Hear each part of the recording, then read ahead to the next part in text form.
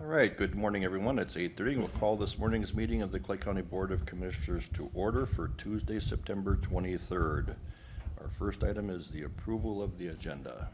I'll offer a motion to approve the agenda. Second. We have a motion by Commissioner Mojo, second by Commissioner Ebinger. Any further discussion? Any further discussion? Seeing none, all in favor signify by saying aye. Aye. Opposed, the same sign. Motion carried. Citizens to be heard. Do we have any citizens to be heard on items not on the agenda? Any citizens? Okay, none in the audience? Nothing, Mr. Chair. Nothing online. Very good.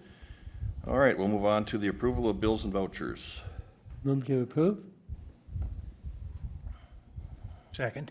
Motion by Commissioner Krabenhoff, second by Commissioner Ebinger. Any further discussion? Any further discussion? Seeing none, all in favor signify by saying aye. Aye. Opposed, the same sign. Motion carried.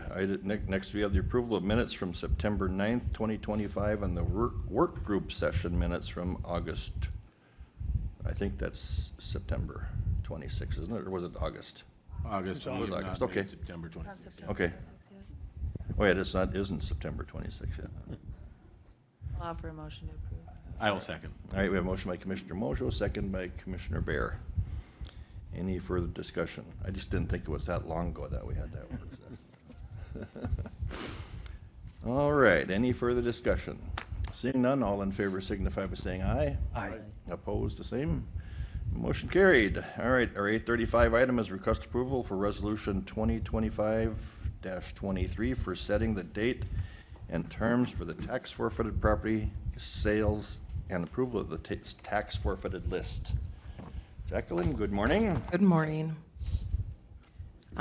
Included is the 3 parcels of the, that are tax forfeited to the state of Minnesota for non-payment of taxes.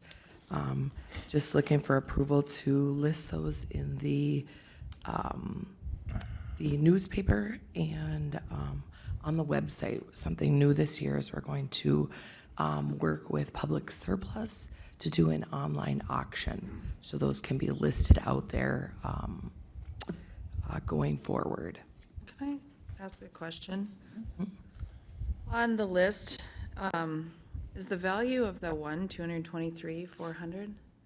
That's what it was. Yeah, that's what it was for last year. So it'll have Okay, to be I just- listed at that for 30 days. I had just, because the one before was 27. So Yep. got it. Yep.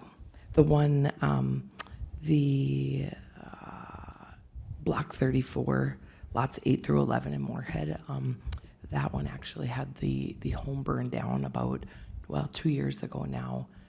And so there's just a garage and a shed there. The house has been removed. Okay, thanks. So, Commissioner Bear. It states in here that the online auction will start November 3rd. When would be the closing of the auction? So it has to run for 30 days. There's new statute that says it has to run for 30 days at the estimated market value. Then after the next 30 days going forward and thereon, then we can place a minimum bid that we want to receive. And so this will be new this year, something to try versus having a in-person auction. So you could take up to 60 days. At least, and then it can sit there. Normally, they would sit out on our website for just somebody can walk in and actually just purchase it over the counter. So after those two, after the 60 days, then I'm guessing it'll actually be in January, just based on the dates and when it's actually starting. Then anybody could walk in over the counter for whatever doesn't sell. But then they'll be listed out there too, which will be nice for people to see pictures where they really couldn't do any of that prior on the website. We just had it listed. They had to call. So Commissioner Mojo. Thank you.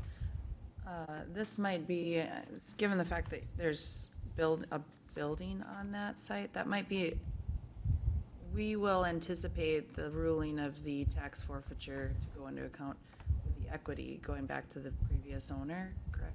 yeah, there's they have so much time to request that. There's a new bill put in place for that. Yeah. Just making sure that we, Yep. I mean, I know you're on top. The one, that one that you're referencing is the the one in Moorhead there. That one is over by Concordia, and the city of Moorhead assessor and myself and the locksmith went to that a few weeks ago. It's not a good building. There's a family of raccoons, I think, living in there, and yeah, it's been sitting empty for a long time. Holes in the roofs, and yeah, it's not a good situation. So that one will decrease. You had mentioned that at some point in time then that there can be a minimum price put on it.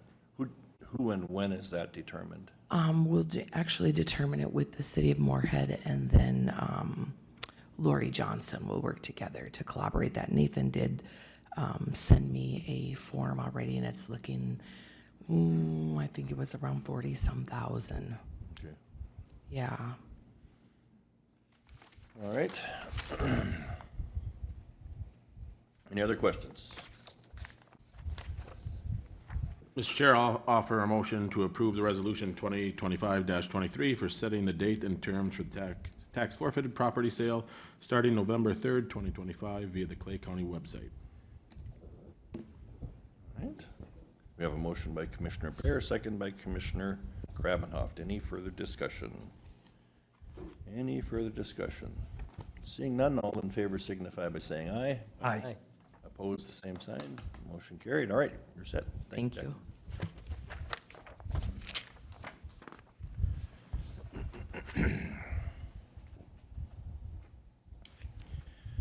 All right, next we have request approval to rehire 2 positions in public health.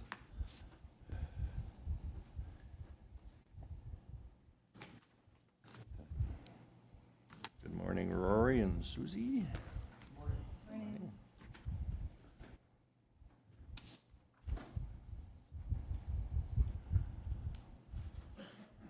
Good morning, Chair and Commissioners.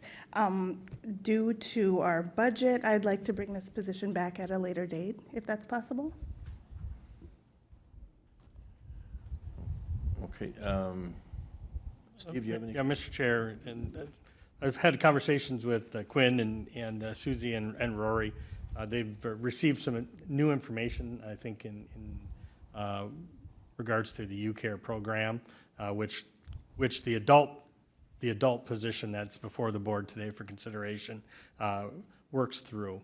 And so with that, with the uncertainty of knowing that what the information, the impact is going to be, they're looking to, I guess, table this or not even table, but bring it back at a later date once they have additional information to determine if it is needed or not. Right, because these are some of the issues that we had brought up in PIC that were recommended to come here based on some changes, but There's new information since our PIC. new information since the PIC meeting, so Yes. you're asking to have this just The one position. Yeah, the first. the first one. Okay. Yep, the adult healthcare program. I believe that Rory is still requesting number 2. Okay, so there's 2. So the second one I hear, the analyst one, that is still up for discussion. All right. That is correct. So if that's okay with the board, then we will just move on to that. We will wait additional information. I don't know if that's going to require going back to PIC again, if there's something different. So between Quinn, maybe you can. Yeah, so from the time that this was put on the agenda, after the last PIC meeting, we got new information on Friday. That information can't be made public until October 1st, based on their marketing rules. We will absolutely bring it back to PIC. It's just the potential impacts of that change could also change what we discussed at PIC at the same time. So a lot of moving parts with this, and I think the smartest thing to do is just press pause on that position now until we have more information and can have a better plan. All right, thanks, Quinn. That's what we'll do on that one. All right, next we have the analyst and CNTC outreach. Rory. Good morning, Mr. Chair and Commissioners. I'm here to request approval for a combined public health analyst and child and teen checkups outreach position, .8. child and teen checkups, if you're familiar, right? That's our program that works to ensure that those who are eligible get well child visits, evidence-based program. And that part of the position is funded through the Department of Human Services, an ongoing grant we have with them. The public health analyst position is one that is funded through the Minnesota Department of Human Services. It's called Foundational Public Health Responsibilities, funding that comes from the state to each jurisdiction to ensure that they fulfill basic public health responsibilities.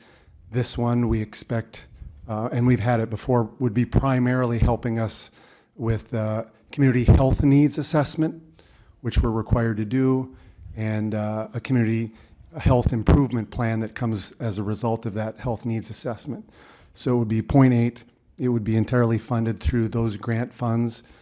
Child and teen checkups is ongoing. We expect the MDH foundational public health funding will continue. If it didn't, we'd have to then reevaluate it.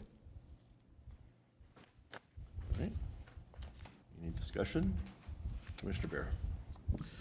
So we're taking two separate positions and turning them into one? Yep, they used to be separate, but we thought it made sense to combine them.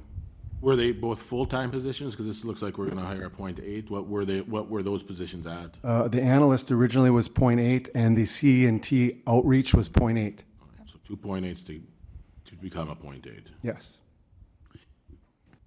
Commissioner Bear. Were the two positions both paid for previously with grants? Yes, they were. Are the grants no longer available? The grants are still available. It's just a way to try to use those dollars a little more efficiently. We don't have to use them specifically for this, but so those grants they're still funded through the same grants. We have, however, like the child and teen checkups, we get a dollar amount per person served, and of course our service area will be diminished to Becker and Clay, so the amount we will receive will be less. Okay, these are part of what we've done through the partnership. Yeah, both of them are through the Community Health Board. Okay, very good.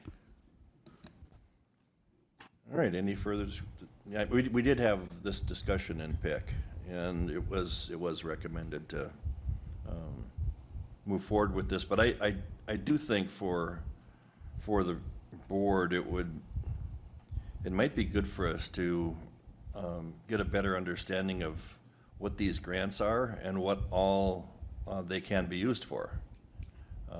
I don't know that any one of us sitting up here could answer that question. Well, if I may? Sure. So the child and teen checkups is a very specific program through DHS, which it's largely phone calls and other texts and other communications to families who are eligible and I would say are at risk of to ensure that they're aware of their well child visits and that they're getting in and they're doing that preventive practice. It's an evidence-based program. The Foundations of Public Health has a long list of approved capabilities. It's up to each jurisdiction to decide how they'll use those. So, for example, this one lists assessment, planning, communications, community partnerships, data and epidemiology and policy as some of the priority things that the grant would like local jurisdictions to use the dollars for. Okay. And so I can provide more information, but there is a fair amount of latitude in how those dollars are used. Okay. No. Yes, Commissioner Bear. How many people are doing this grant work right now for us? 0. Other than these two separate people are doing it, and then We don't actually have anybody doing it right now. have we had in the past? Yes, Yeah, these are, the request is to rehire. right. All right, any other discussion? Mr. Chair, Commissioner Everett. I will move that we approve the public health analyst and child and teen checkup by outreach .8 full-time employee. All right, do we have a motion? Do we have a second? I'll second the motion. We have a motion by Commissioner Ebinger, second by Commissioner Mojo. And my question, and I'm not sure if you're able to answer this question, and maybe Steve can, but When you originally had the public health budget come through, were both .8 positions included in that budget? Nope, this combined .8 position was what was included. All right, okay, very good. I was hoping there was more savings. I'm Were always we all? looking. Yeah. All right. All right, any further discussion? Any further discussion? Seeing none, all in favor signify by saying aye. Aye. Opposed, the same sign? Aye. All right, motion carried. Thank you. All right. Next, we have a request approval to fill full-time sanitarian position. And this one, we have Kent. Good morning.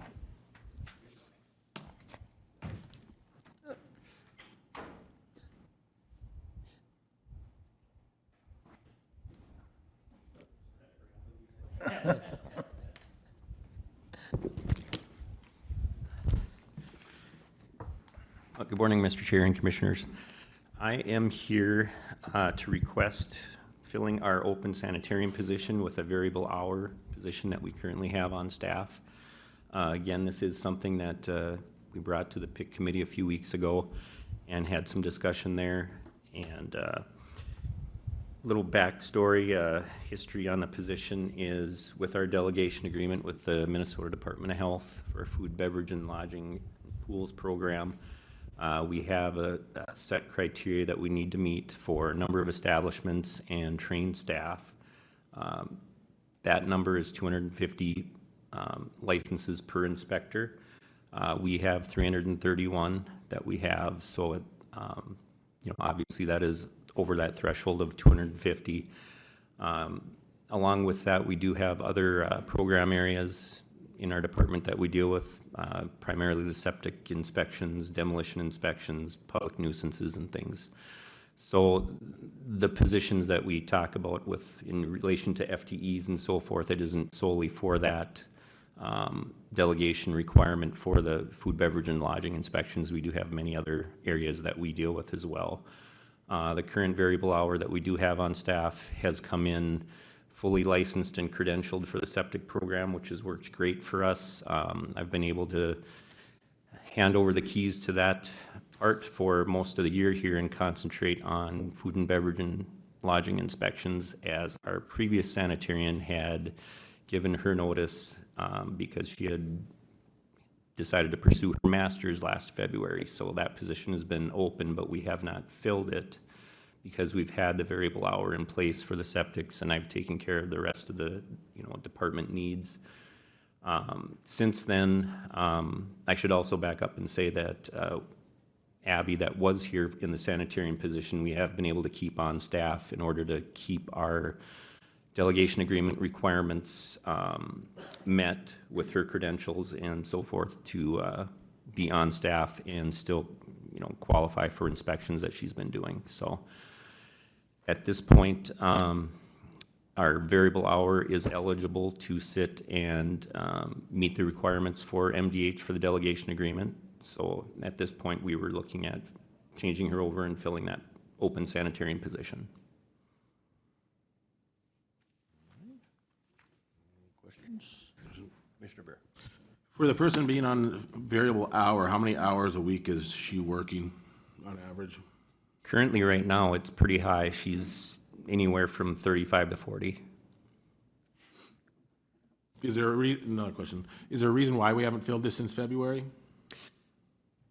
Primarily because we still had Abby, the previous sanitarian, was able to be on staff and still do work for us. Olivia hasn't quite met the requirements up until now to be in that position. So now that she's eligible, now is the point where we want to switch her over. And that coincides too with the previous sanitarian has now given her notice that she's no longer going to be employed with us. So we do need to make this move. At the same time, we are working with a new delegation agreement with MDH, and that's one of the requirements they need to know at this point when we submit our information is, do we have 2 qualified staff? So it makes sense, obviously, right now to fill that position and make sure that we have that in place for submitting our delegation information. Kent, the previous delegation agreement was with the 4 counties, correct? Yes. Yep. And now this new delegation agreement will be Clay and Becker. Yep. And how does the number of clients impact that? I mean, obviously, we're going to be dealing with somewhat less clients because we're going from 4 counties to 2. Yep. So How does that fit into, going to what we had before to now? So some information on that is with the 4 counties, we have, the delegation agreement as far as food, beverage, and lodging goes was with 3. Becker County was still with the state. So we haven't done anything with that number of establishments or anything. The Becker County portion has been state. Previous to this agreement, for years it was Clay and Wilkin. And in this agreement now, we've had Clay, Wilkin, and Otter Tail for our food and beverage inspections. In this new delegation now, Otter Tail will be leaving and Wilkin will be leaving with them, so we will be just Clay. Previous to that, like I mentioned, it was Clay and Wilkin for years. So now, with Wilkin being out, it'll just be Clay. The Otter Tail portion was more so managerial and supervisory for me as far as time at the inspections. I mean, the inspectors would call me in to help them and inspect with them, but not on a regular basis. So the number of inspections sounds higher when you say we're going from 4 counties to 1, but in reality, it was basically still Clay and Wilkin as far as the day-to-day inspections and time, and now it's going to be Clay. I know in terms of time going forward with, that change in establishments, right now, I've had Olivia going through our septic program, and she's been extensively going through and streamlining what we have, and there's extra time there, or I shouldn't say extra time, but utilizing her time in that manner outside of other time needed for inspections, if that kind of answers what you're asking. Sure. I think so, yeah. Commissioner Moschel. Okay. Commissioner Edmier. And just to clarify, we do not provide any of these services to Becker, never have, correct? Correct. And at this point, what you're asking is we refill a full-time position with somebody we had on as a variable hour employee who's now certified enough to take that full-time position. Correct. And that's been vacated by an employee who will no longer be rendering us any services. Correct. Yep. So for our 331 establishments, we need to have 1 full-time inspector for every 200 of them, 250. 250. Are you going to be continuing to do inspections? Yes. So we have 2 employees who are going to cover the 331. Yep. Okay, so we should be well-staffed on that. There won't be another variable hour hired or asked for? No. Okay, thank you. I know this, we had talked about this to some degree at PIC, I believe, and and maybe I'm going to look to Steve and Darren on your thoughts on what did we come up with a recommendation on this, or did we think this was something that? Yeah, Mr. Chair, Commissioners, based on the recommendation of the group, we did say that we would be recommending, because of the demand of the cases and the requirement of the agreement, that we would be supporting this. I think there was also, it is convenient to have somebody who's a known entity who's worked for us as variable hour that we can move into this position now that she's gained certification. Yes, Commissioner Bear. So the state does Becker counties. Yep.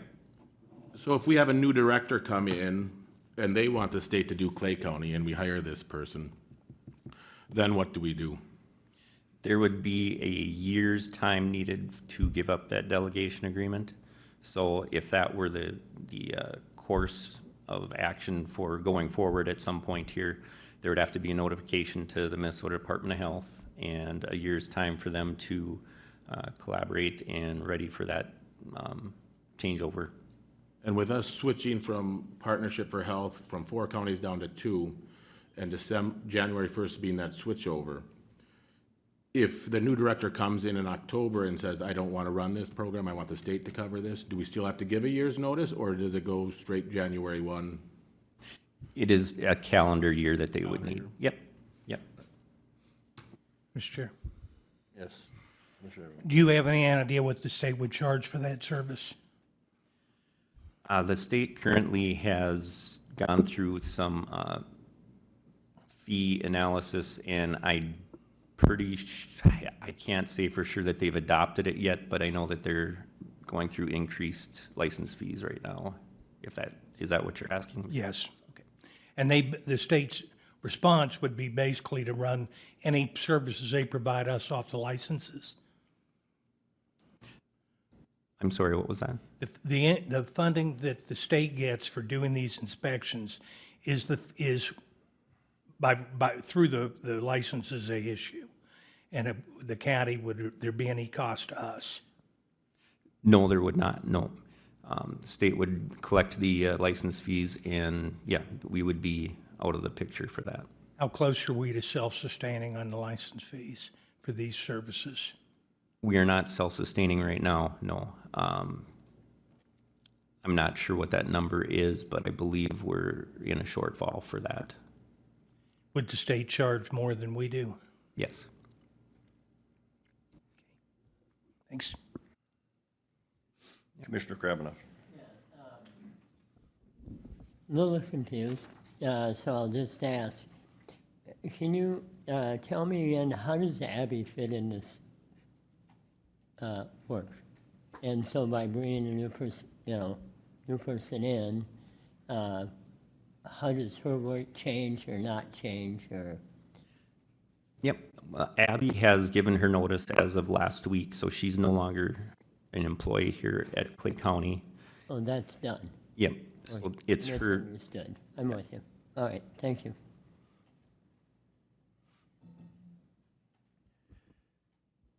So I'm still, Commissioner Avery, you mentioned the number 331. 31. That's number Yeah, I see Clay it there County now. current I see it now. establishments. And so we would actually have 2 full-time people doing that, which would be able to run us all the way up to 500. Right? That's Correct. 250 per. Are there any options for us to do something other than an additional full-time person, because we're not quite close to 500? You know, we're closer to the 250 than we are to the 500. Now, along with that, Mr. Chair, we do have, like I mentioned, the other programs that we deal with, the septic and so forth. So as far as FTEs go, our breakdown is not solely those 2 full-time positions for those 331, if that's what you're asking. We would have the septic program, which is quite demanding, which when I was looking through the FTEs, I believe we come out to a 0.7 or so when we combine the 2 positions and look at duties. So, of the 2.0 that we would have on the books for the county, 0.7 septic, 0.2, I believe, or 0.1 demolition, and then 1.2, 1.3 for the. All right? Just, if I may. Yes. One more. Yes. So on both the inspection on septics and your other inspections, so at 315, what's your trend line been in the numbers in the last, let's just say, 2 years? Yes, Mr. Commissioner, the numbers have been pretty static as far as septic inspections go. We've been hovering around the 90 to 100 per year for new and existing. Demolition inspections have been going up, and the time involved with demolition inspections has been going up. The Minnesota Pollution Control Agency is very strict on asbestos requirements and what's needed for that.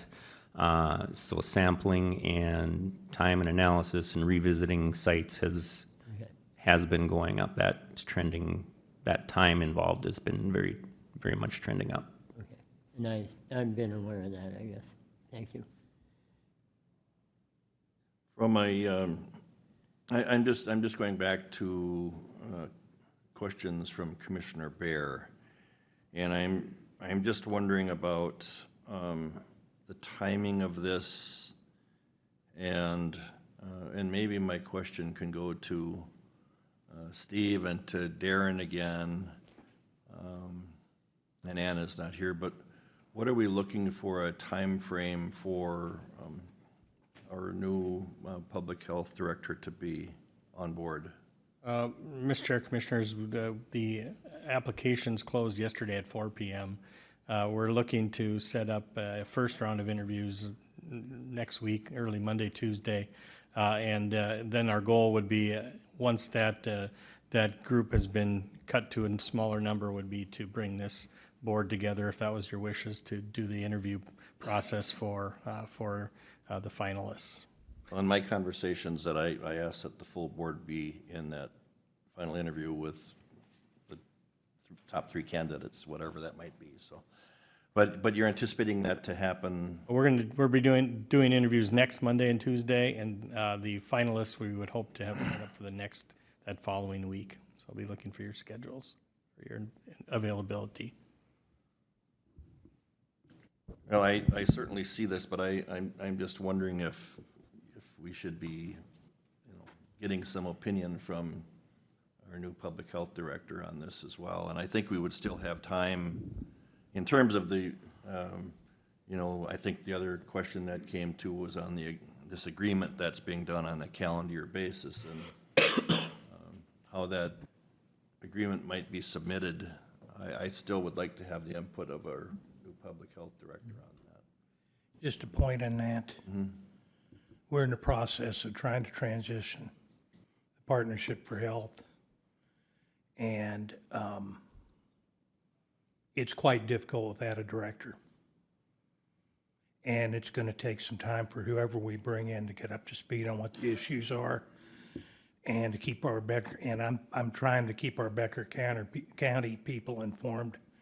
But the sooner we can get a director in, the better.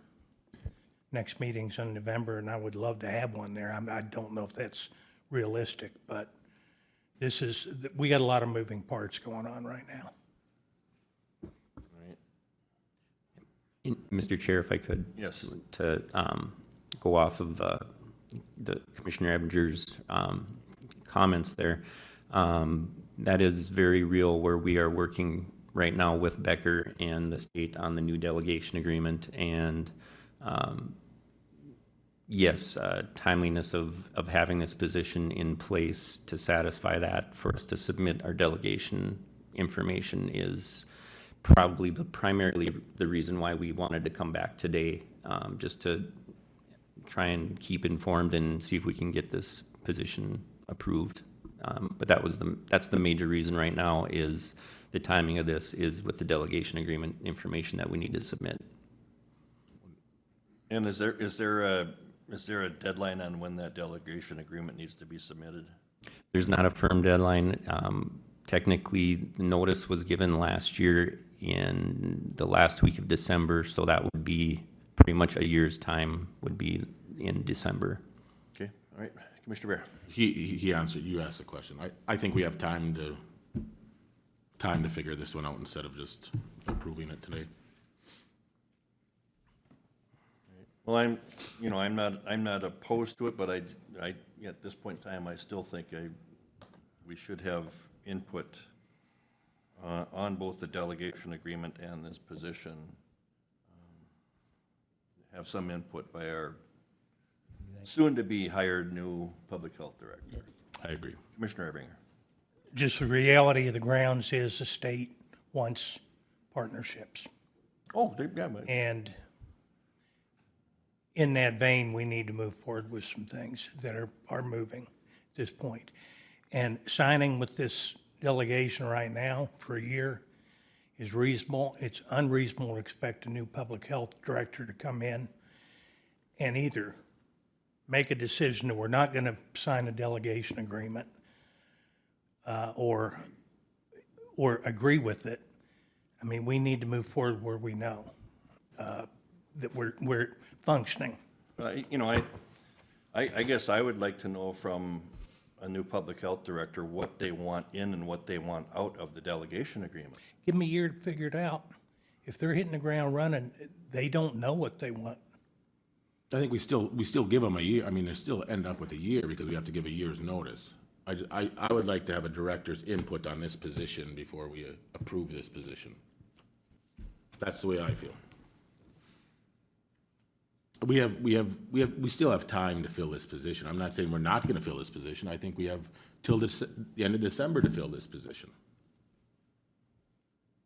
Well, we have an employee who's already working for us that knows the tasks, and we're not gonna backfill her position. So actually, we're taking 0.6 off that we're paying every week now and putting them in a position to provide the services we're obligated to provide to Clay County citizens. I would be interested when we have a new director in looking what the cost breakdown is, not for us, but for the citizens. How much more expensive would it be if we told the state we wanted them to provide these services? How much is it going to cost our businesses and people with septics and all those other things to get the services done? And that's something I'd be interested in seeing raw numbers on. At this point, just getting a new partnership with Becker County off and running, there's going to be a lot of moving parts for whoever comes in here. And I don't know if making a decision on this delegation is something they could do right off the cuff. Kent, is this position required to be within a delegation agreement? Yes, it is. It is required? Yeah.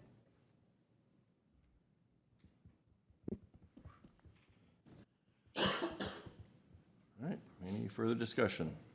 Mr. Chair, I move that we approve the filling of a full-time sanitation position.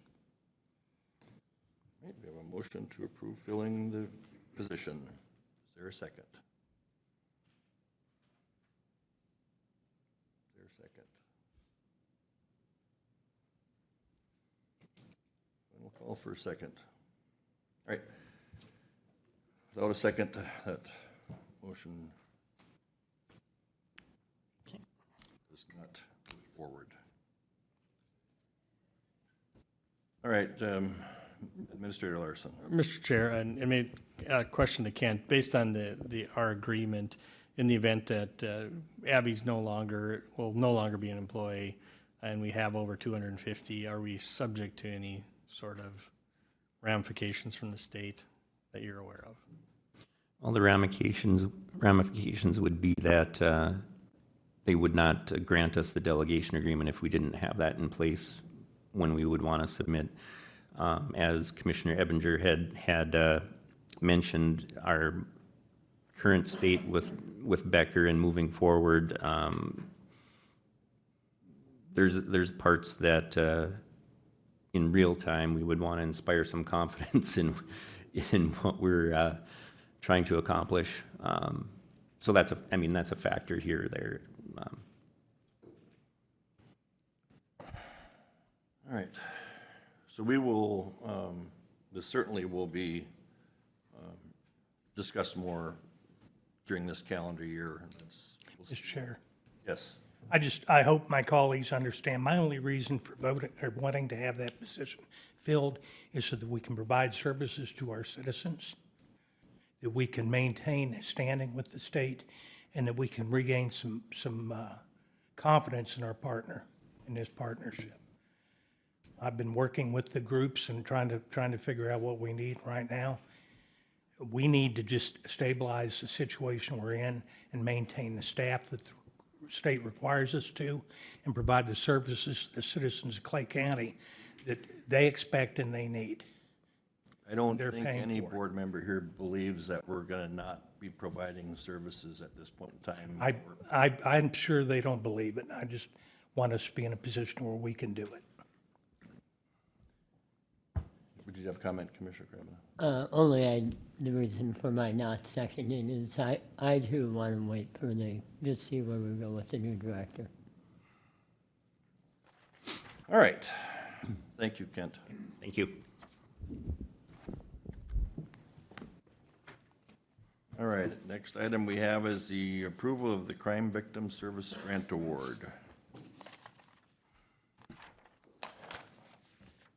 Are we ahead of schedule here? I think we're behind. We're behind, okay.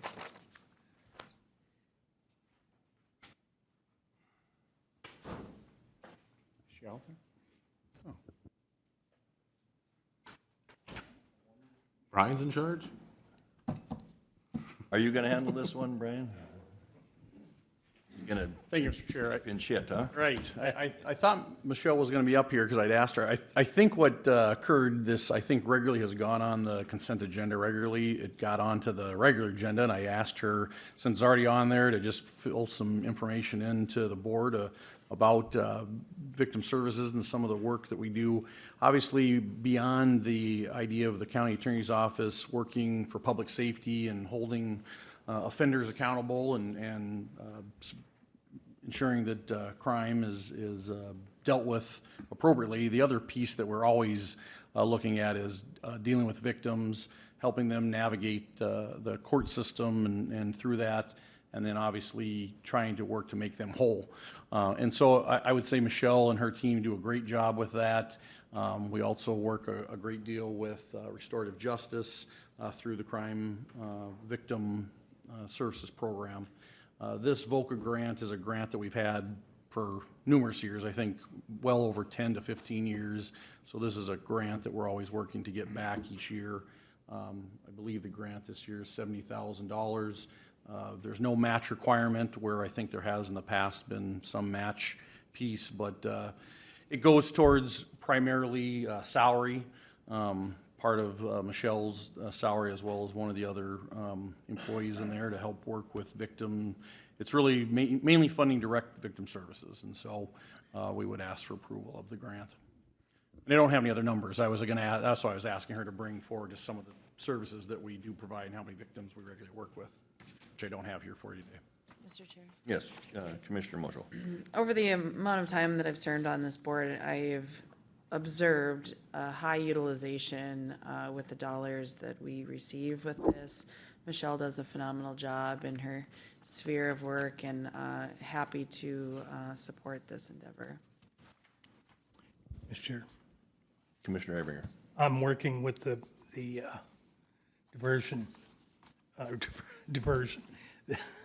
the public safety, or the victim assistance program here as part of my portfolio. Michelle's done a remarkable job with restorative justice and some other components on this. So I would like to just move to approve the Crime Victim Services Grant Award.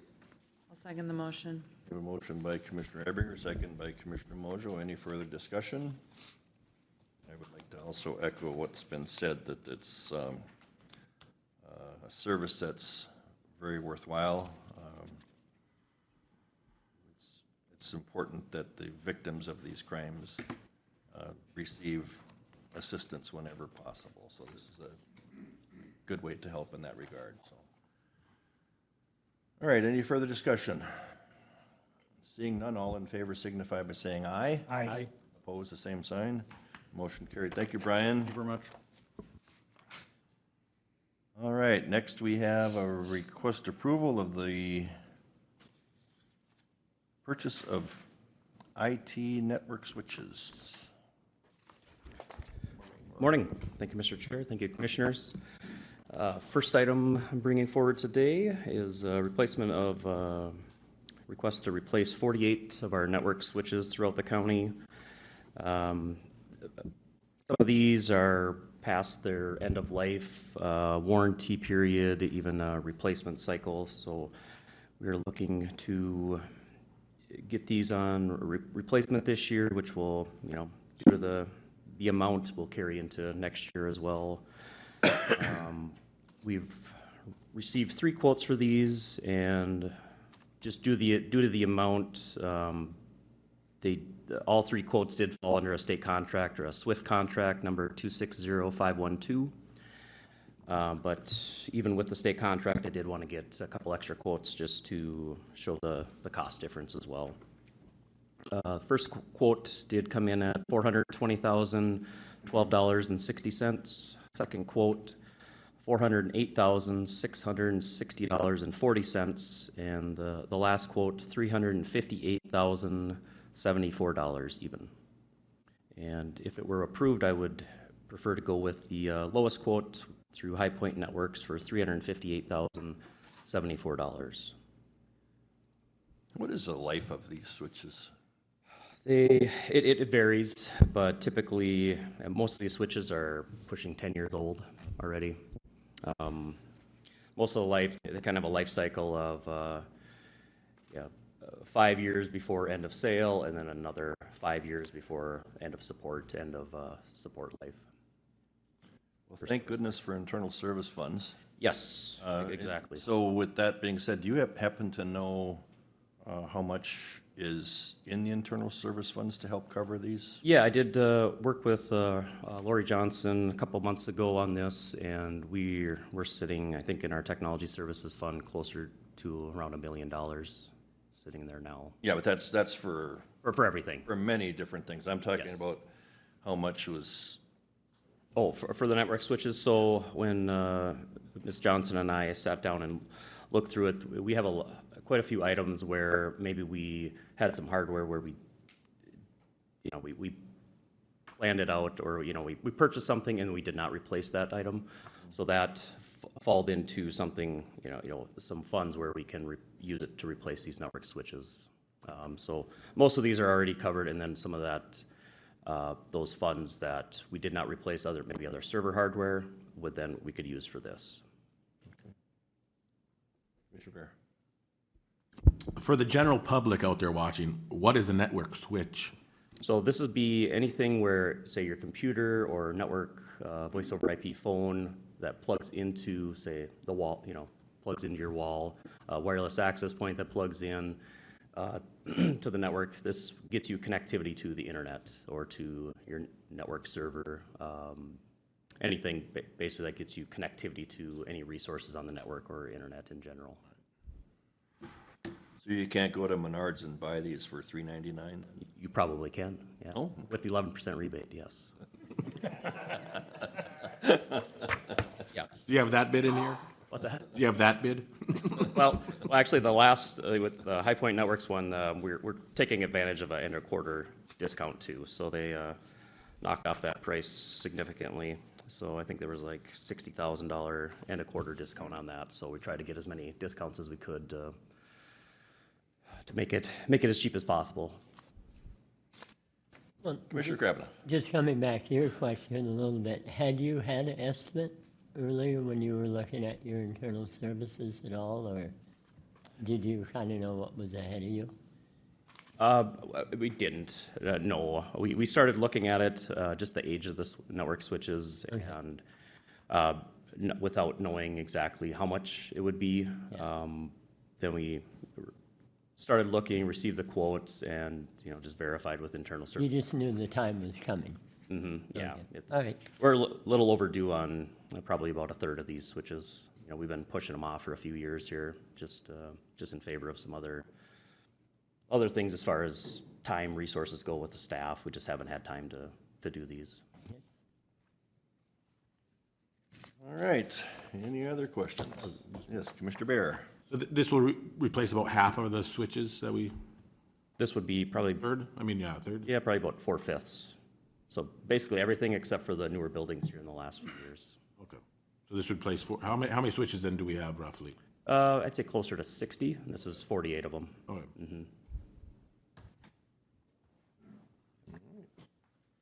Commissioner Kravitz. I'll make a motion. Second. All right, we have a motion That, to, if I, yes, yeah, yeah. as written. So for that amount of 358,074 with High Point Networks. That meets your second. Second. All right, any further discussion?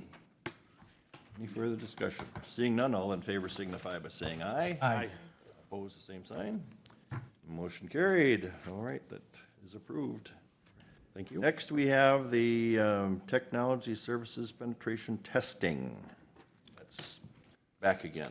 Yeah, so a couple weeks ago, Jocelyn and I presented just a review of the IT penetration testing security assessment on our network. And we, I guess, as a group here, we kind of came to a conclusion that maybe we look more on the internal penetration testing side versus the external and the internal as a combined item proposal for next year's budget. So what we did is we came back now with some updated quotes for just the internal side of this. So I will read those off now. So they vary from price ranges and terms from 1 to 5 years. And I did get a couple more vendors in here as well. These are just budgetary quotes. So FR Secure and Polito were the two original quotes. So FR Secure ranges from 1 to 5 years, $22,100 to $19,800, and as you know, 1 year typically is more expensive, and then as a 5 year you get cheaper. You know, the longer you commit, but that isn't always the case with all these vendors. Stratascale, which is a little bit of the opposite, $27,000 for 1 year, and then as you get up to the 5 year or 3 or 5 year, it actually gets a little more expensive due to the cost of their price increases year over year. So the 5 year was $29,700. Polito, they didn't get back in time for 3 or 5 year terms, so their 1 year price originally was $30,000 for internal. CLA, which is Clifton Larson Allen, their price is $21,000 for 1 year, and then as long as you do it before March, which is their kind of slower time, and throughout the next 3 to 5 years, it could be $18,950, and then each year there'd be a 4 to 6% growth annually. Commissioner Bear.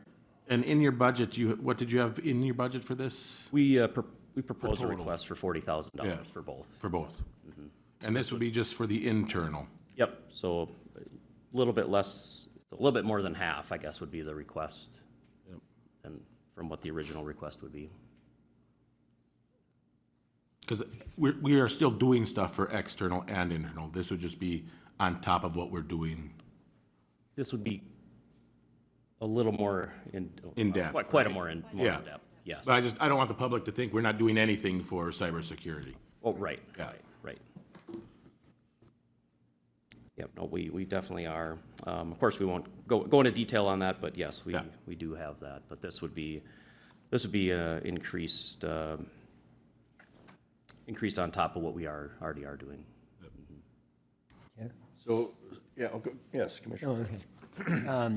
So of these choices, how you're putting them out, is there something as you've looked at them that you have a sort of a preference toward?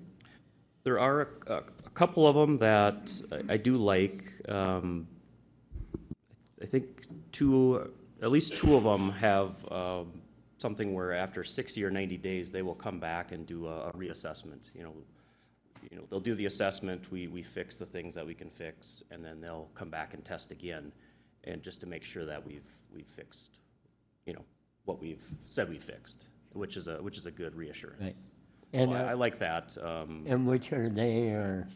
I'll have to double check. I know the CLA, the Clifton Larson Allen, is one, which happens to be one of the cheapest ones, which is probably my preference anyway.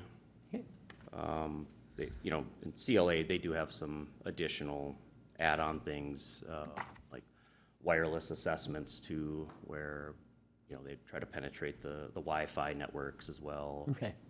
That was significantly higher. That was maybe like another, I don't know, $16,000 or $18,000, which we would maybe skip for this time around. But yeah, I do like what I heard from them, from their presentation. I think they're well-rounded. They've been in the industry for 30 years. They have 130 locations across the country. They're, Minnesota-based. They seem pretty impressive. I mean, FR Secure is, I think, also Minnesota-based. They're another impressive one as well. Thank you. So is the discussion we're having today, is it right now that your focus is to be on the internal? Yeah, correct. Yeah, but when you originally talked, the 40,000 that you talked about was for everything, right? Yep, external and internal.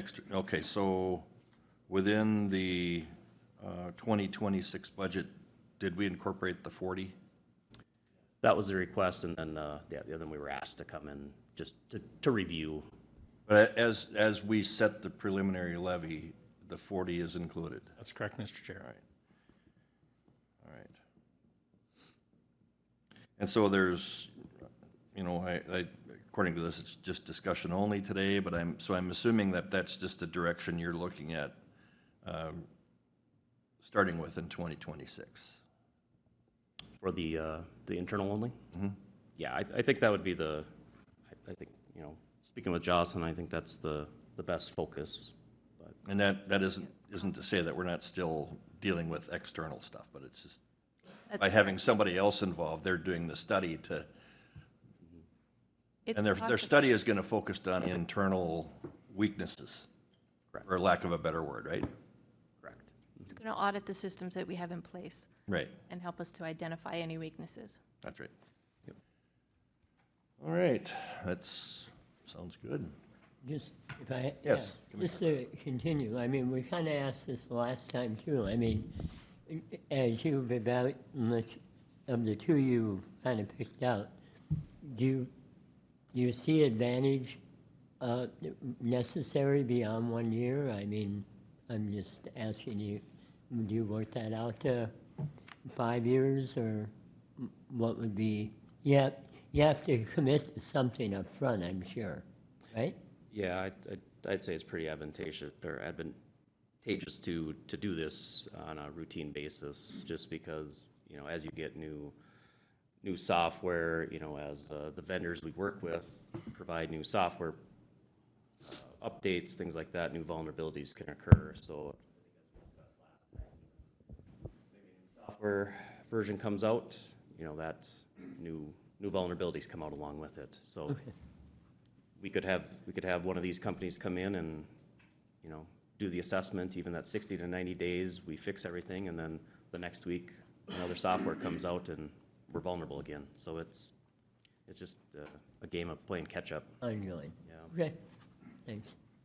So again, I guess what I'm wondering, and kind of going off some of the questions that Commissioner Krabanoff just asked you, is of these, when are you going to determine which one you prefer and what length of term do you prefer? Because I do believe that the board would have to approve that. And you're not asking for any action today, so I guess the next step would be for you to come back to us with which one you're suggesting, and would it be a 1-year term or a 4-year term or whatever it is? Sure, I mean, if that's a decision the board wants to make today, I would prefer to go with the Clifton Larson. Well, I think because we have it on as no action today, I think Okay. technically we can't do it, so when you're ready to make that recommendation, I think just put it on the next agenda and Sure. we'll deal with it. So. One comment on that. If you could also see what it would cost to put on the external in year 2 or 3, if we have the budget for that. Gotcha. So then we know. It's okay. Yep. All right, I think that, unless there's any other questions from board members, thank you. All right, thank you. Thank you very much. All right, and next we have the request approval of contract with Winthrop and Weinstein Lobbyist Services.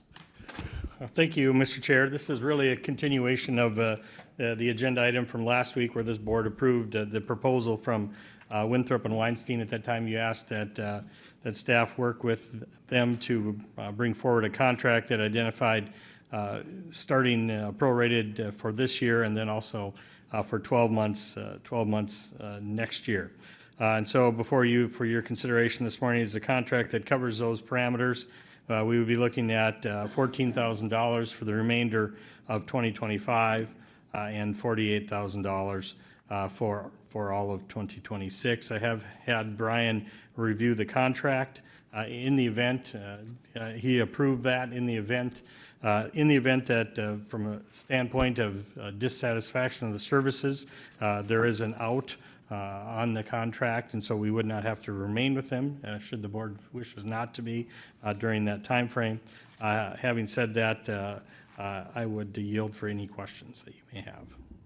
I don't necessarily have any, I don't have any questions, but a couple of comments. The first one is the 48,000, our board and our preliminary levy, we decided that we would be taking that from that 185,000 that we had in previous economic development dollars. Is that correct? That's correct. So that's the intent right now, that's where that 48,000 comes. Correct. And my second one isn't a question, but in passing this and hiring this lobbyist services, I think it's important that we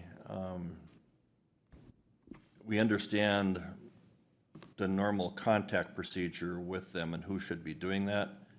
And again, I look to this board, and I think in the past we've had Commissioners Krabenoff and Mojo dealing with legislative activities that going on along with Mr. Larson. And I would just assume that our board kind of stick with that as being our primary contact for that purpose. You know, I think sometimes you can get where an individual board member might want to call or something, but I would like to see us go through those channels, all of us to go through those same channels, so that we're of the same voice with what our needs are for their services. So, As long as those two commissioners are okay with that. well, I'm Yes. that's the chair's prerogative. No, but when we appreciate the work they, but this will help them in a lot of sense. But they're the ones that have really been following and know the atmosphere down there and who should be talking to, and so I think that's my opinion on that. Any other discussion on the motion to approve the contract?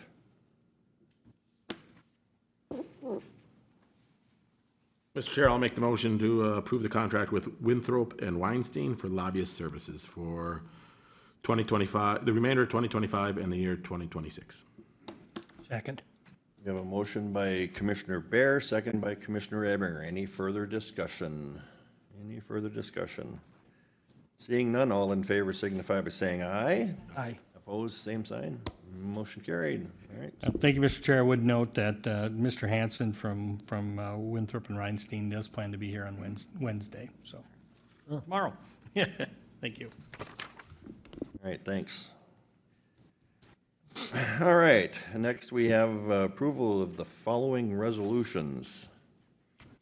2025-24, authorizing county to enter into a credit enhancement program agreement with the Minnesota Public Facilities Authority. Good morning.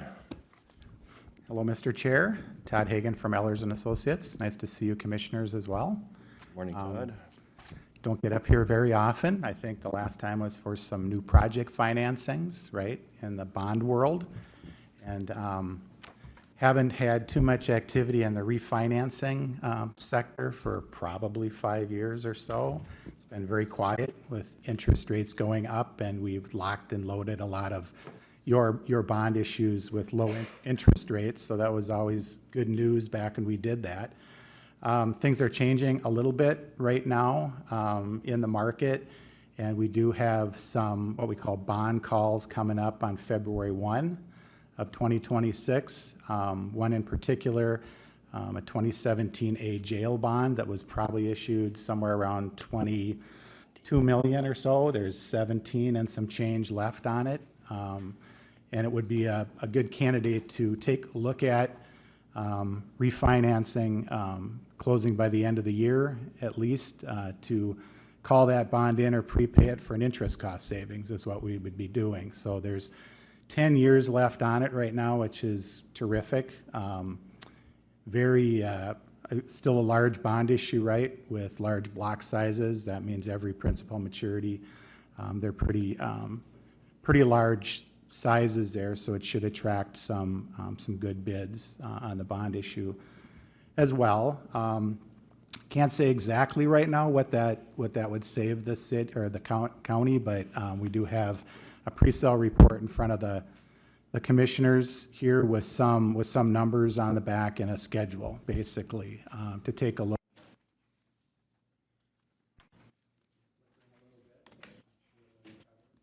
Point. There we go. Got it. We're gonna probably get you another microphone there. I think it was making some sounds before, right? Thanks, Steve.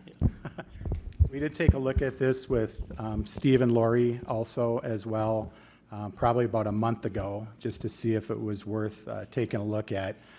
At that time, we did talk to a bond underwriter, D.A. Davidson and Company out of Minneapolis as well, to see what a negotiated sale might look like. I know the county has always done competitive bidding on their bond issues because they've always been very straightforward, right, with a high credit rating as well. So the legislature did make some changes this year as far as being able to guarantee these bonds by the state of Minnesota. This bond issue was guaranteed back in 2017, which gave us a AAA bond rating. The county has a AA. So that's more of kind of a guaranteed insured type rating to get to that AAA. It's not a true AAA, but it gets us to the top right on that. The legislature this session did allow for carryover of that credit enhancement, they call that guarantee, if it gets refunded for an interest cost savings. So we wouldn't be able to do that if we extend the term from 10 to 15 years, let's say. But we can certainly also get this one guaranteed as well if we stay within that original term and save some money right at the end of the day here, which is the goal. So we did take a look at that, and as we know, the feds have lowered their Fed funds rate by 0.25% just a week ago or so, and they might lower it again by the end of the year as well, which may or may not affect the public market as much as banks, let's say, but it is a good sign to sort of lock and load, or at least get this on the radar for at least a closing in November or at the latest in January, right? So what we do is set this up with you folks right now for a bond sale, say, let's see, I've got the schedule here, which would be, say, October 27th, we would receive bids for your meeting on October 28th to close November 13th. But there is some latitude or flexibility in the resolution that's in front of the board right now to say, hey, let's just see if how things are shaking out as we get closer and closer to the end of the year. If our crystal ball or all indicators think that it would be worth waiting a few months, you know, and set the bond sale a little bit later in the year, that we'd have the flexibility to do that as well. So our recommendation is to go competitive on this as well, because it's a pretty high quality rated bond, right? It will be. It's 10 years in length. And the uncertainty out there of kind of where the market is sort of going away as we move forward throughout the end of the year. Paul is here from D.A. Davidson behind me. If you want to know a little bit more about the negotiating sale aspect of this, if it's worth just kind of meeting up with one underwriter and go through the path that way, which there are some advantages of that as well, just to kind of stay on the pulse of the market. Being able to kind of pick and choose maturities as we move forward here with those folks. Our firm doesn't see a big advantage in that at this point for this bond issue, but again, it's something to keep in mind. If you asked me a year or a month or two ago, I would say, yeah, we might be leaning into more of the negotiated sale because the savings is pretty tight, right? And do we want to refund every maturity, or do we want to kind of pick and choose some of them we call partial call, maybe just do the front part and keep the back as is. If we do that, there's double costs, right? We've got two bond issues also sort of moving forward. And it's a little fragmented for Lori and the folks to sort of keep track of the two bond issues as opposed to one. So our recommendation is to do a full call on this, just swap one out for the other, basically, as we move forward. So, yeah, we've looked at this every which way, sideways and up and down, and our analysts at Ellers feel that it would be a good one just to go ahead and try to save some money, right, by the end of the year for you folks. Right now, we're looking at somewhere north of $500-some thousand over the 10-year period. We hope that looks better as well.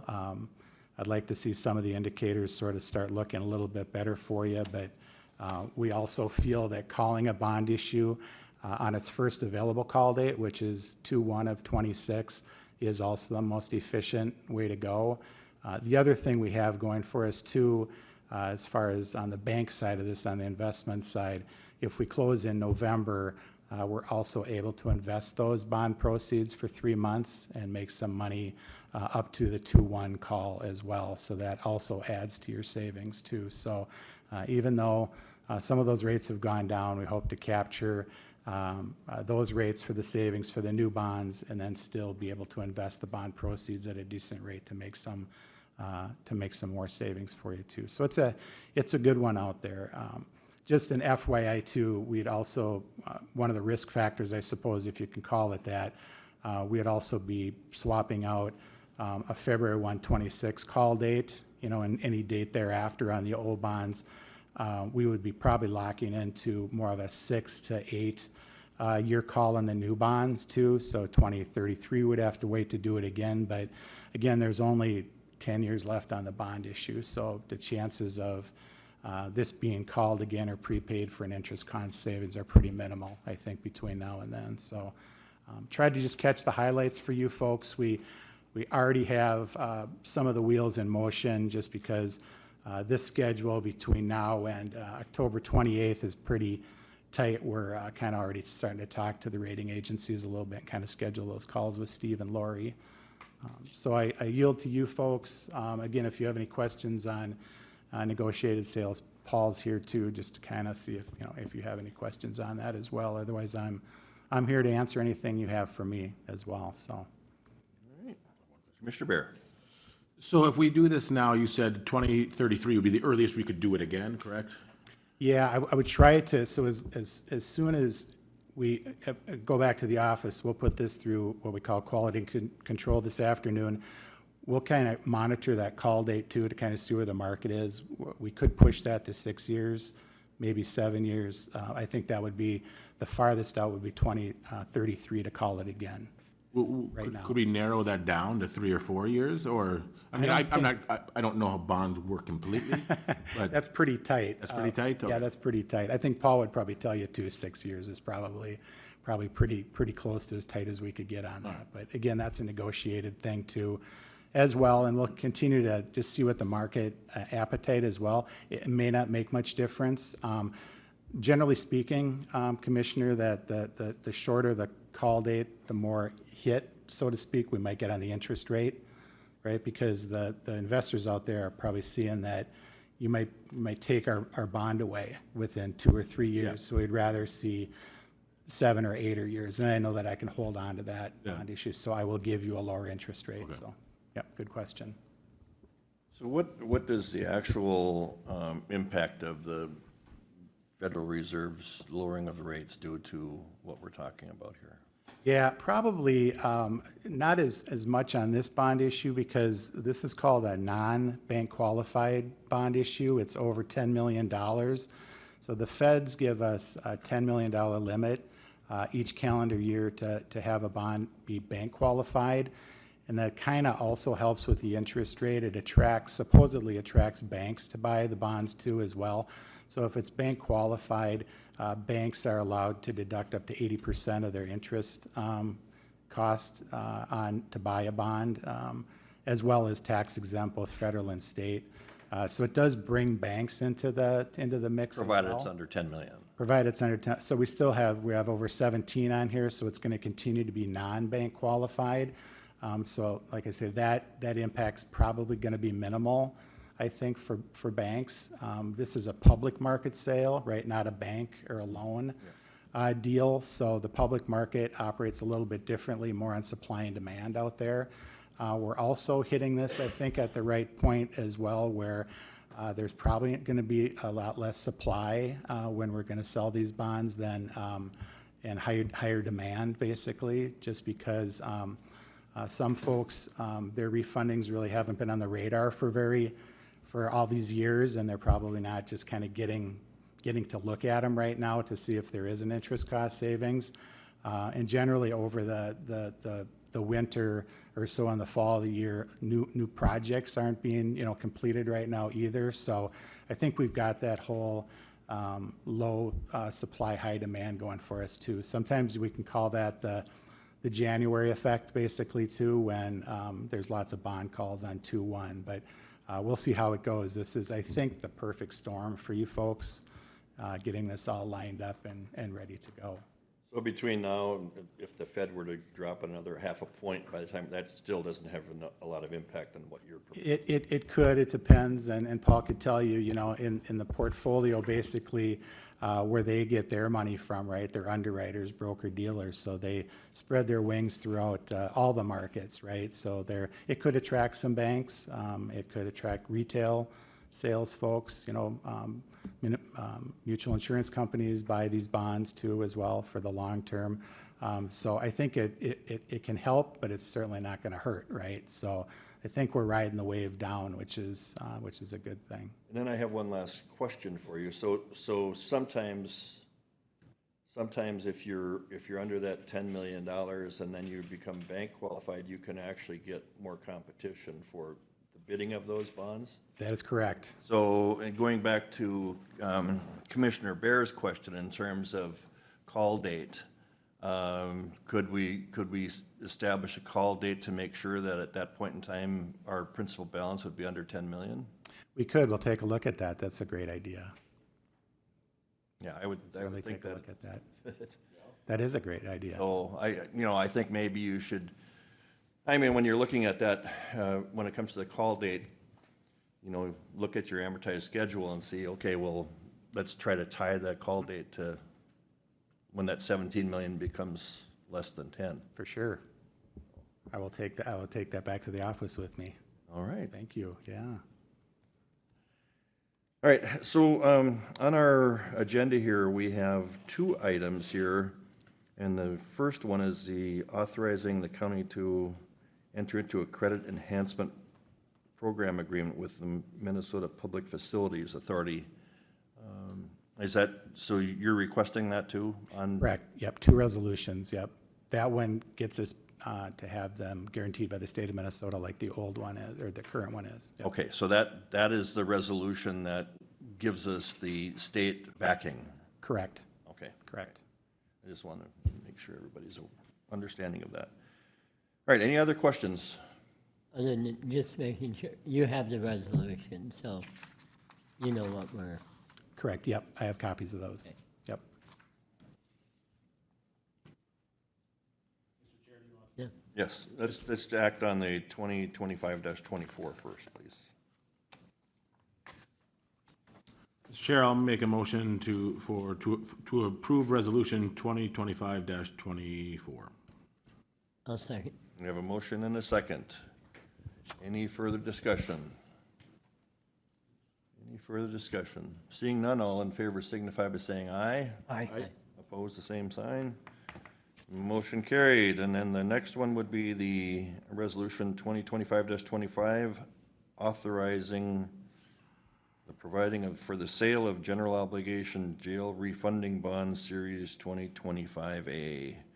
And I do want to note that we have Lori Johnson in attendance. Lori, I don't know, I'm assuming you're here in support of, all right, very good. Mr. Chair, I'll make a motion to approve resolution 2025-25. Second.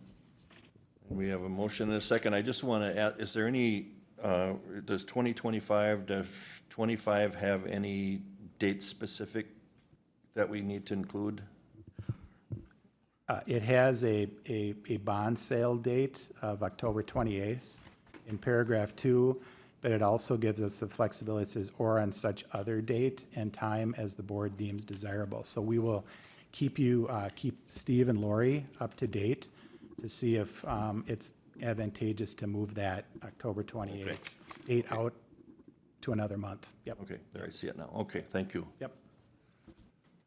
All right, any further discussion? Seeing none, all in favor signify by saying aye. Aye. Opposed, the same. Motion carried. All right, very good, thank you. Thank you very much for having me. Yep. All right, does the board want to take a quick break? Just keep going. Break? All right, we're going to take a 5-minute break.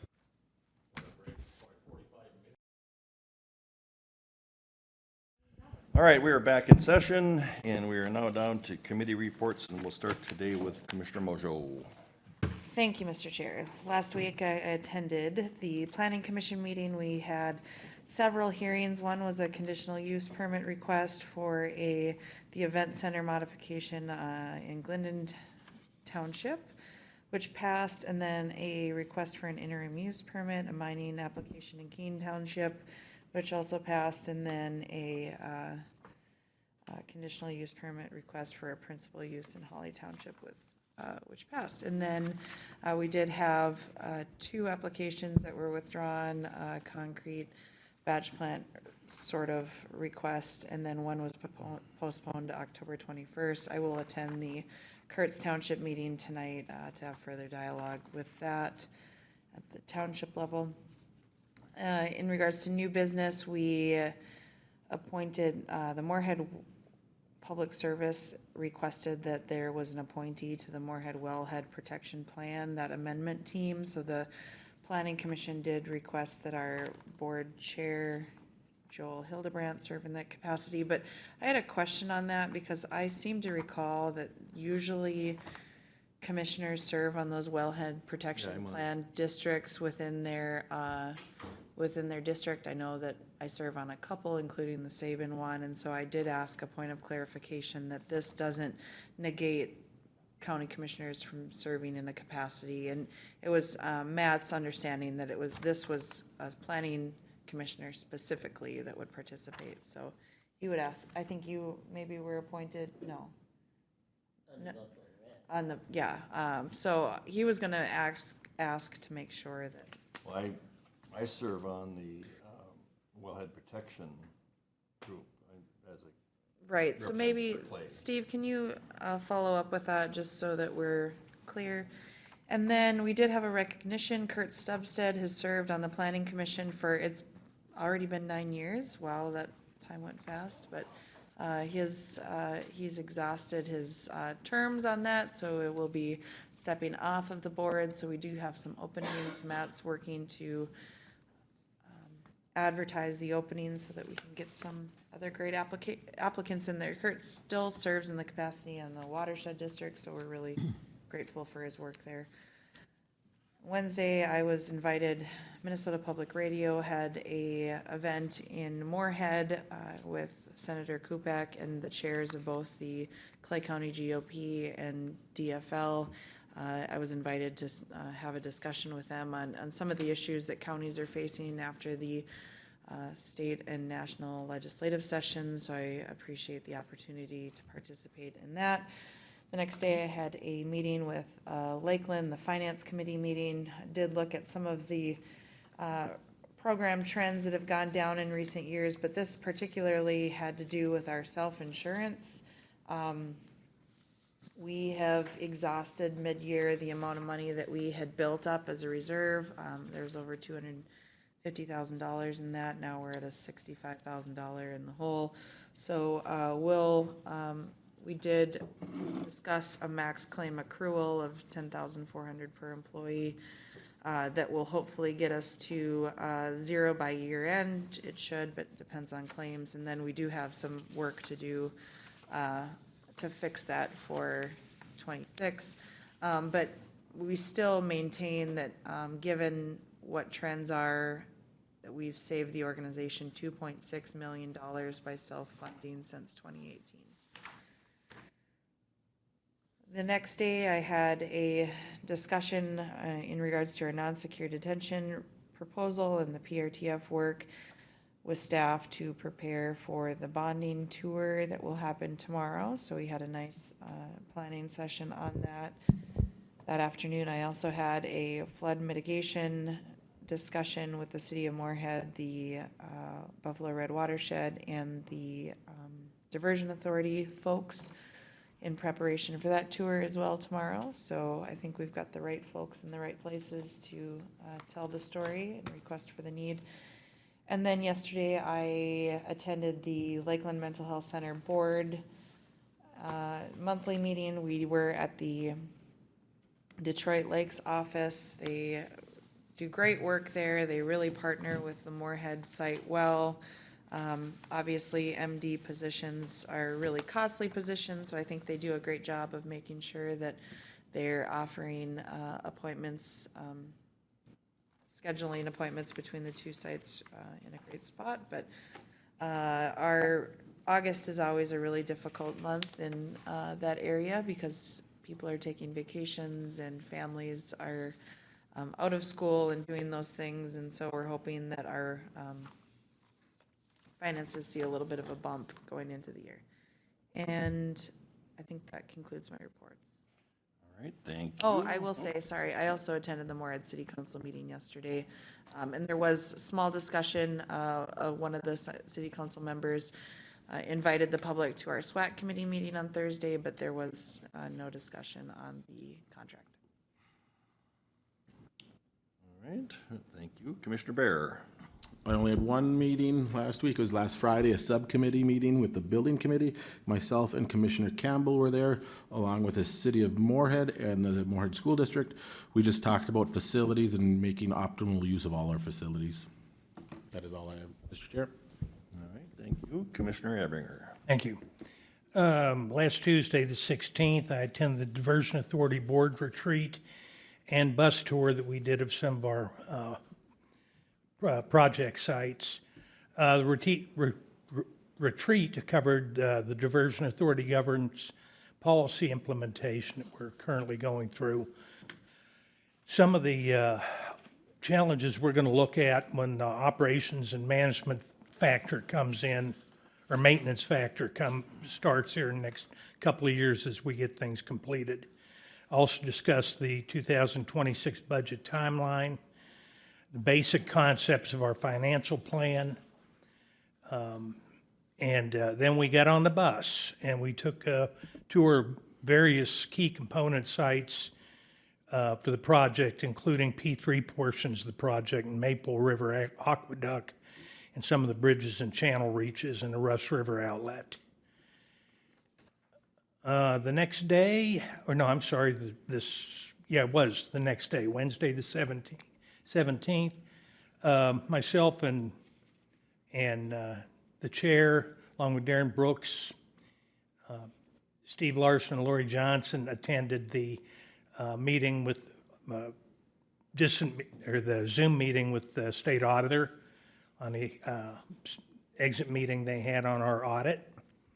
Later that day, I attended the PIC committee meeting, which the issues we've covered today were contained in that. And then later that night, Thursday the 18th, I attended the full meeting of the Lake Agassiz Regional Library Board. Most of our business was simply voting on and approving some grant applications and some of the funding mechanisms that come through the state that require board approval. And then we do have, tentatively, we've signed a 10-year lease with the city of Moorhead to get space for the Lake Agassiz Regional Library. I don't know, maybe Commissioner Mojo saw if that was brought up to the city board last night or not. Well, they did sell the old library. Yeah, I know. So we better have a place to go. But they didn't vote on the new lease with us, with Lake Agassiz Regional. Unless it was incorporated in their 6 preliminary budget. Okay. The finance piece, but I don't recall hearing. Okay, I'll follow up on that. But it has been as I understand it, the negotiations are clear, and we've signed the lease. Okay. And that completes my report. All right, thank you, Commissioner Kravinoff. Thank you, Mr. Chair. Back last Tuesday, excuse me, for the, we had a recorded meeting for the law library. Things are still very active down there. It's used very steadily. We'd had 2 people serving as for a part-time position. Both those people have left, taking other positions in law, and but we did have a new hire for this small part-time position that will be running the law library now. And just so we all know, that is their own funding. The funding for the law library comes through state statute that we're paid on per case that runs through the court system. So the new hire is well in the budget that we set up for the year. Later that afternoon, we had the Adult Mental Health monthly meeting. Very well attended with our providers and a couple of consumers. We were joined by the new Assistant Chief, Bill Offelt, with the City of Moorhead. He introduced himself. We have a nice background, so we all knew where he was coming from, and he's really focused in on mental health in Moorhead activities. So his thoughts and the work that we do in that LAC fit right into what he's hoping for, and to do the best we can on crisis and crisis response, and also the management that goes along with it.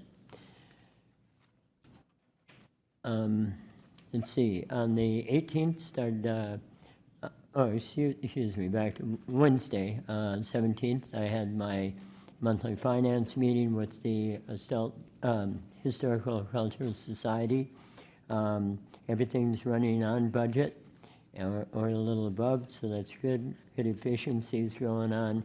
Also, just we'll bring up 2 things that coming in the near future. October 25th, we're doing a 5K fundraiser for the Historical Society. And then the big event is our Pangea event, which will be on November 22nd. Or last year, I think we had like 700 people come over at the UMCOM Center. On September 18th, Thursday, I had my HRA meeting. And again, great appreciation for them being able to have their $300,000 tax levy that was approved by us in Barnesville. They then worked on, knowing that they worked on their preliminary 26 budget, and then also, so they had a plan in place for next year, and then wanted to tell you, and I think Dara mentioned this that one day, but just to make sure, they did receive an increase because of their work in Homework Starts with Home. They have been given an increase for the years 25 through 27. They were expecting $619,000, and now Minnesota is in fact giving them $874. Homework Start with Home is a program through the state that provides rental assistance that focuses on families for school-age children. That afternoon, I had a quality visit with our social director, Quinn Jaeger, and we had talked about trying to find, again, continuing in light of our preliminary budget, trying to work on ways to get that down. I think Quinn, along with other, Steve and others, are finding, I don't have specifics for you today, but finding a few more places, maybe we can work our levy down some more. So it was a good talk. We also talked about those are the challenges of 26. We also talk about the challenges of 27 when we start hitting the how do I say it, the cost shifts from the federal government on SNAP and Medicaid that are going to hit Minnesota. And then that evening, through the Early Childhood Initiative, we had our longest table event, and that was over at Trinity Lutheran Church. Well attended, a couple hundred people showed up, and good conversation with our group and with others in the community. As Commissioner Mojo mentioned, on Friday we had our a PRTF small group get together again in preparation for the bonding tour tomorrow, which I'm very excited about. And then yesterday in early morning, or in the morning, we had a insurance subcommittee. We had the approval of a health plan that we accepted a couple of meetings ago. And anyway, there was a part that's coming up about within that program, another benefit that may be looked at on within the health program that will be discussion. I think it's going to be coming here, right, for discussion, or on the essential only? How will that work? I think the board has taken action. The So board's it's- taken action on establishing the dollar amount and so. Okay, all right, we'll leave it at that. It was already approved, that piece of it was, it already had a vote within the committee. And then yesterday afternoon, I had my Cass Clay Food Partners Steering Committee. That group is kind of redefining on outreach to have more effectiveness with the group, and I think there'll be that will be a continued conversation for the next few months. And then with that, that's my reports. Thank you. All right, on September 16th, I also attended the Diversion Board of Authority retreat and bus tour. I'll start off with the retreat. We reviewed the governance policy implementation and how in the past we maybe haven't followed those procedures like we should, and we're kind of trying to make sure now that we, with our guidance from the new Diversion Authority Director, to really make sure that we're following that governance policy. We talked a little bit about the future staffing once we move more from construction to operations and maintenance. We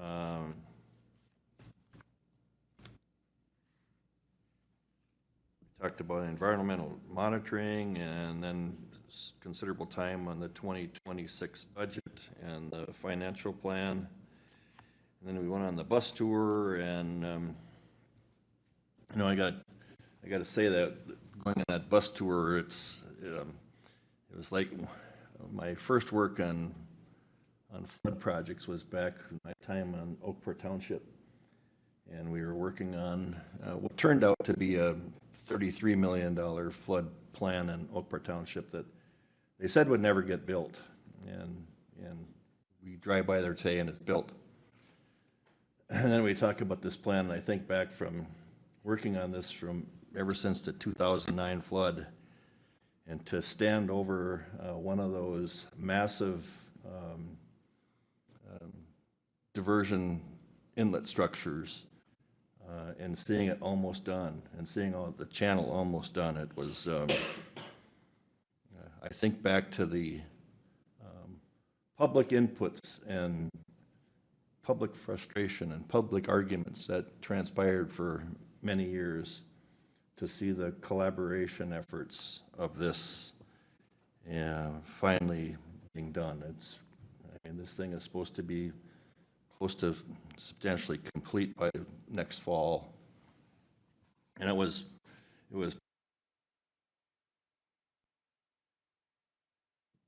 that work that's been done. And Of course, it wasn't $33 million project, it was a $3.2 billion project, a little bit difference there, but overall, very, very happy to finally get out there and see that. And then we did meet on the 17th with the PIC committee.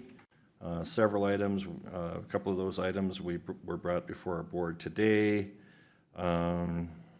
I think Anna's going to be coming forward with a recommendation on the referral policy that we currently have. I think, with today's numbers that we're seeing where people we're getting a lot of applicants, so I think we're going to be seeing a request that referral policy probably will no longer be needed. We had some discussion about the paid family medical leave and the supplementing of time, so that'll be coming before the board. Also, sick leave donation, that will be coming before the board. And then we had a significant conversation about vacation balances over 240 hours. And I believe that we decided that policy was good in its current form. So I don't believe that's coming forward for any changes, yeah. Then on the 17th, I also had the audit committee meeting, exit meeting for the 2024 audit.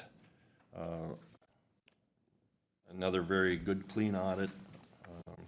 The typical usual thing was the areas of these small departments where there's the internal controls. It's hard to have multiple people dealing with, something that might be a $200 total cash thing. And you don't need to have 5 people working to do that. So, and then I did ask that presentation of that audit be presented to the full board so that we can see that coming. Then on the 22nd, excuse me, on the 19th, I got to get my dates right.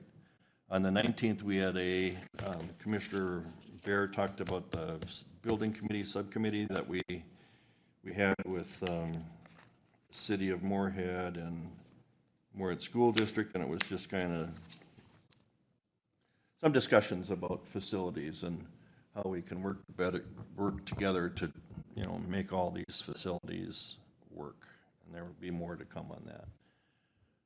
That same day, I also attended through the Chamber Policy Committee. We had another discussion regarding the flood mitigation, and most of that was in plans and preparations for the bonding tour that's going to be here tomorrow. And that concludes my report. Thank you, Mr. Chair. Last Wednesday, I participated in the regional city administrator, county administrator meeting. Most of our focus was on budgets and levies, paid family medical leave and insurance. I think that just in the discussions that were brought forward, in preliminary levies, the one which this board set was on the lower end of what is ahead in most of those cities and counties. Participated in the state audit exit interview. Again, that still needs to be finalized by the state auditor. As Commissioner Campbell mentioned, we did receive the highest unmodified certification, but again, more to come for there.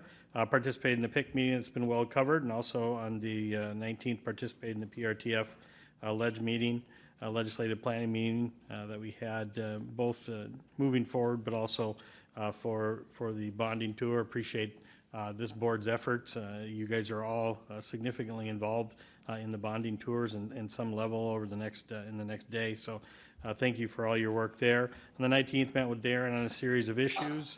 Participated on the 19th in the flood mitigation prep for the bonding tour, and also participated in the meeting with the city of Moorhead and Moorhead School District.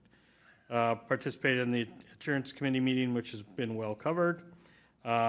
Just a quick review of the Moorhead City Council. There was no discussion last night, or no agenda item for the Lake Agassiz contract. The dispatch open house, I think you've all received an invitation, is going to be for the Red River Regional Dispatch Facility, is going to be October 28th from 4:30 to 7 p.m. Based on the agenda at 4:45, there'll be a small ceremony, and so Sarah will be adding that to your upcoming meetings, should you all want to attend. Just of note, starting in 2 weeks, we will have an additional agenda item for budgets only. The chair requested that be placed on the agenda, and we'll be there to have further discussion, or if there's nothing new to discuss at that point, we'll just move through it. But I know that that's something that you've shared with the chair that's of importance to you, and so that will be added in 2 weeks. And that's my last item, is there's no board next weekend due to the 5th Tuesday. And with that concludes my report. Thank you. I did want to add, I didn't report on the insurance subcommittee meeting on the 20th. The microphone is going dead. Thank you. That Commissioner Kravinoff reported on. We talked a little bit about the NIS contract, as well as adding another option to the current 4 options that we have. And so more to come on that. We'll have a discussion at that with the full board. All right, Brian, do you have anything for us today? No. All right, Darren? Thank you, Mr. Chair. On the 16th, I had a meeting with Anna Quinn and Jessica Mickelson regarding moving some public health some employees from public health to social services. That, I think, was the one that was put on hold for today. Also attended the safety committee meeting where we reviewed quarterly accident reports, discussed some fire drills and fire extinguisher training, some safety training program. I also attended the Board of Adjustment and the Planning Commission meeting, which has already been covered by Commissioner Mojo. Judicial Security Committee meeting on the 17th with Mark, Kimberly, Jill, and Lori. And that's basically where the law now says that starting in January, we have to redact personal information for judges from the land records documents. And really, Kimberly is doing the lion's share of that, coming up with a policy on that. I also attended the state auditor's exit meeting and the PIC meeting. And then also on the 17th, I had second negotiations with the lieutenants and the sergeants. On the 18th, I was down in St. Paul at the MCCC HR Payroll User Group meeting. We had a presentation from UKG, and that was also a meeting where we invited the private and public organizations who are using UKG to come together for those presentations. So it was interesting how the private and the public organizations differ and also are the same. On the 19th, I also attended the PRTF legislative meeting. And then the afternoon, had a meeting with our legal advisor on some outstanding personnel issues that have been going on for the past several years. Yesterday, I also attended the PIC meeting, which has already been discussed on the benefit issues. That concludes my report. Thank you. Sarah, do you have anything for us? Nothing? All right. We are adjourned.